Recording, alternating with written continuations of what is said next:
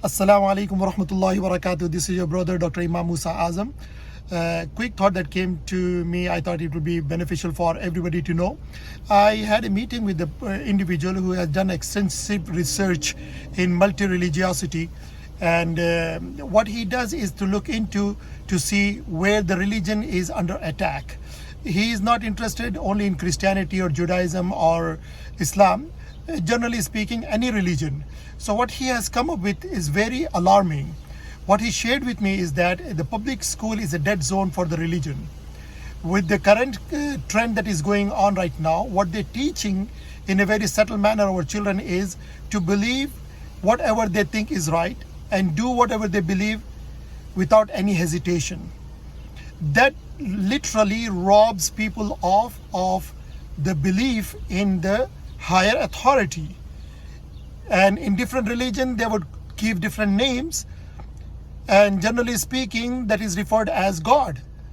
And when the God is taken out of the life of individuals, and his commandments and the revelation has no value and meanings in the life of an individual, and then that individual is basically being made to follow their own lust and desire. And that too also without any guilt and reservation. So the system that is now our children being exposed is to adopt any way of life. And you see around everywhere alternate life of style that being adopted and preached.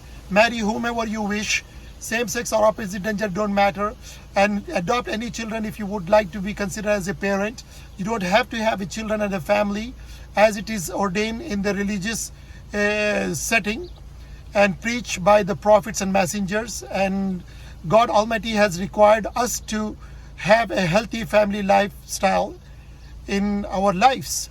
So my beloved out there, the believers particularly, while this is happening, and we have a duty and responsibility to do whatever we can to get involved in the school system and to make sure that religious freedom is still exists and our children can get to practice what we have been raising them with, the values that we have been very committed in our own households.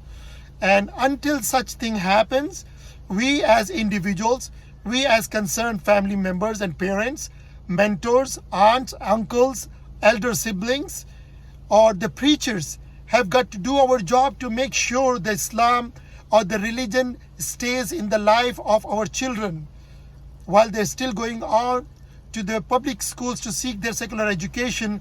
The religious education has to be reinforced and reinforced again and again in our household settings. Every conversation, every discussion, every dinner discussion that we have somehow need to bring God Almighty in our discussion and remind our children to learn to live their life in accordance with the teachings of God Almighty and the role model of the beloved Prophet Muhammad sallallahu alayhi wasallam.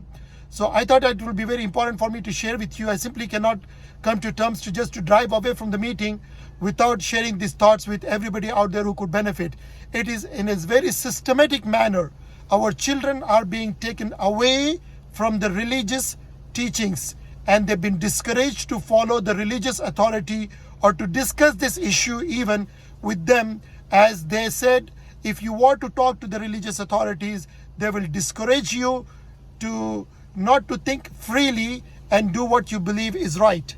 They will rather force you to follow a set system that may not be in your best interest. This is what our children are being told and being discouraged to talk to the religious authorities. It is absolutely necessary for all of us to understand and wake up to this reality before it is too late.